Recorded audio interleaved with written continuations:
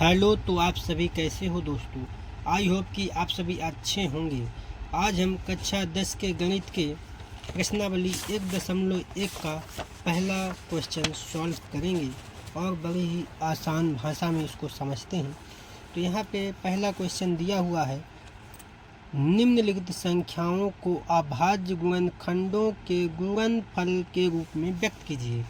यानी जो 140 ये दिया हुआ है, इसको हमको गुणनखंड के रूप में लिखना है। तो चलिए हम इसको सॉल्व करते हैं। तो सबसे पहले हम क्वेश्चन नंबर पहले का पहला यहाँ पे लिख लेते हैं 140। अब हम क्या करते हैं, 140 इधर लिखकर, अब देखिए यहाँ पे सबसे पहले हम जो जैसे यहाँ पे देख पा रहे हैं कि सबसे पीछे वाली संख्या जो ये दी हुई है, इस संख्या को सबसे पहले हम देखते हैं।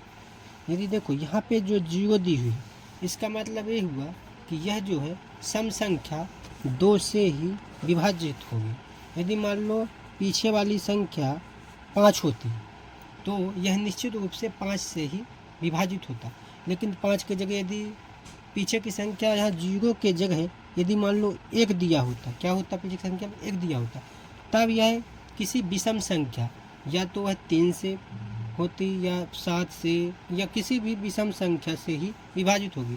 लेकिन यदि लास्ट में संख्या क्या दिया हुआ है, 0, तो वह सम संख्या और या तो 2 से ही विभाजित होगी।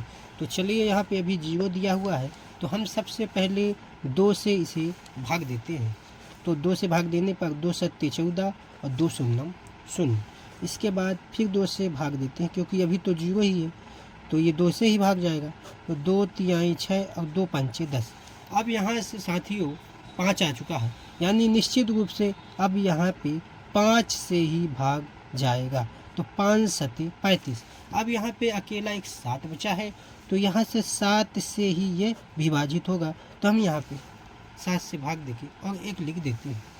इसके बाद हम 140 बराबर और जो इनके गुणनखंड आए हुए हैं उनको लिख देते हैं। जैसे 2 गुणते 2 गुणते 5 गुणते 7। इसके बाद साथियों यहाँ पे 140 उतार लेते हैं और देखिए यहाँ पे 2 जो है वो 2 बार आया है, तो हम 2 की पावर 2 लिख देते हैं। यदि 2 3 बार आया होता तो हम 2 की पावर 3 लिख देते। तो अभी 2 बार है तो 2 की पावर 2।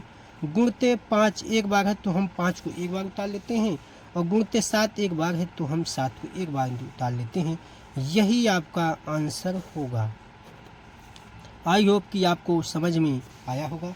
हम इसी प्रकार चलिए अब दूसरा क्वेश्चन यहाँ पे दिया हुआ है 156, तो इसको हम सॉल्व करते हैं। तो दूसरा क्वेश्चन है 156 और इस 156 को यहाँ पे लिख लेते हैं। अब साथियों यहाँ पे देख पा रहे हैं कि सबसे लास्ट संख्या क्या है, सम संख्या है। इसका मतलब यह हुआ कि यह सम संख्या से ही भाग चला जाएगा। तो चलिए हम सबसे छोटी सम संख्या पहले 2 से ही विभाजित करते हैं। तो 2 से हम जब भाग देंगे तो 2 सत्ते 14 और 1 यहाँ पे चला 2 अट्ठे 16, फिर 8 है तो यहाँ भी सम संख्या लास्ट में, तो फिर 2 से, तो 2 तिहाई 6 और 2 नाम 18। अब यहाँ पे साथियों जो लास्ट की संख्या पे देख पा रहे हैं तो 9 है, यानी ये जो है अब विषम संख्या से ही भाग जाएगा। तो हम सबसे पहले कोशिश यही करेंगे कि विषम संख्या जो है वो छोटी विषम संख्या लेंगे। तो चलिए हम 3 ले लेते हैं। तो 3 एकम 3 और 3 तिहाई 9। अब ये 13 जो बचा हुआ है ये किसी से भाग नहीं जाएगा, ये स्वयं से ही भाग जाएगा। तो यहाँ पे हम 13 से ही भाग दे देते हैं और इस प्रकार 1 बच जाता है। इसके बाद हम 156 बराबर उनके गुणनखंड लिख लेते हैं। तो 2 गुणते 2 गुणते 3 और गुणते 13। इसके बाद हम 156 लिख कर, और देखिए साथियों 2 जो है 2 बार लिखा है तो 2 की पावर 2, और गुणते 3 एक बार लिखा तो 1 बार 3 लिख लेते हैं, और 13 एक बार लिखा तो 13 लिख देते हैं। इसी प्रकार ये आपका आंसर आ चुका है। आई होप कि आपको समझ में आ गया होगा। चलिए अब हम तीसरा क्वेश्चन देखते हैं। यहाँ पे 3825 दिया हुआ है, तो हम इसको सॉल्व करते हैं। तो सबसे पहले हम यहाँ पे तीसरा क्वेश्चन 3825 लिख लेते हैं, और यहाँ पे 3825 फिर से लिख लेते हैं।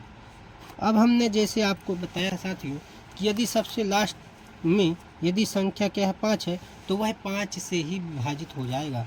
तो चलो हम यहाँ पे 5 से ही विभाजित कर देते हैं। तो 5 सते 35, 3 बचेगा तो यहाँ 5 छक्का 30, फिर 2 बचा तो 5 25। फिर साथियों हम 5 से भाग देते हैं तो 7 चला जाएगा, यहाँ पे चला ही जाएगा। तो 5 एकम 5, अब यहाँ पे 2 बचा है तो 5 25 और 5 तिहाई 15। अब यहाँ पे साथियों 3 है तो अब हम विषम संख्या से भाग जाएगा, लेकिन 5 से नहीं जाएगा। आपको विषम संख्या देखते हैं, 7 3 से देखते हैं चला जाए 3, तो 3 पचे 15 और 3 एकम 3।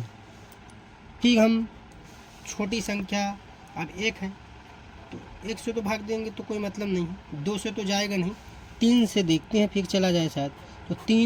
तो 3 का भाग यदि देते हैं तो 17, 3 एकम 3 और 2 बचेगा तो 3 सते 21। अब 17 जो है वो किसी से भाग नहीं जाएगा, स्वयं से ही भाग जाएगा। तो यहाँ पे 17 का हम भाग कर देते हैं, 17 एकम 17 उतार देते हैं। इस प्रकार हम 3825 बराबर 5 गुणते 5 गुणते 3 गुणते 3 गुणते 17 लिख लेते हैं। अब हम 3825 बराबर यहाँ पे 5 2 बार लिखा है तो 5 की पावर 2 और गुणते 3 भी 2 बार लिखा है तो 3 की पावर 2 और गुणते 17 लिख देते हैं। यही आपका आंसर है। आई होप कि आपको समझ में आया होगा। यदि वीडियो अच्छी लगी हो तो दोस्तों को शेयर करें।